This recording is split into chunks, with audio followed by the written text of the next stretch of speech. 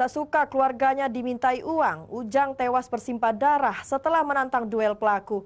Ujang tewas dengan luka tusuk di bagian dada sebelah kiri, sementara pelaku menyerahkan diri ke polisi.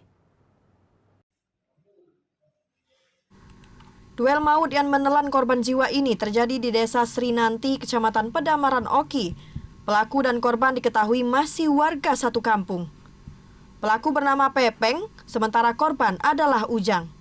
Duel maut terjadi saat korban tidak terima pelaku meminta uang kepada kakaknya sehingga korban menantang duel pelaku.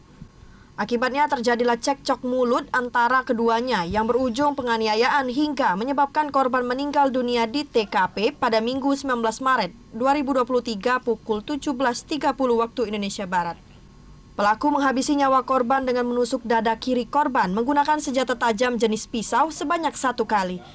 Pelaku sempat melarikan diri dan akhirnya menyerahkan diri ke polisi. Menggunakan senjata tajam, akhirnya ditusuk di dada sebelah kiri.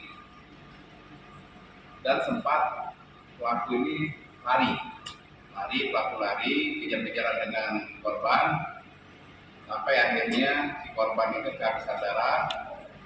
Guna mempertanggungjawabkan perbuatannya, pelaku dijerat pasal 338 KUHP dengan ancaman kurungan 15 tahun penjara.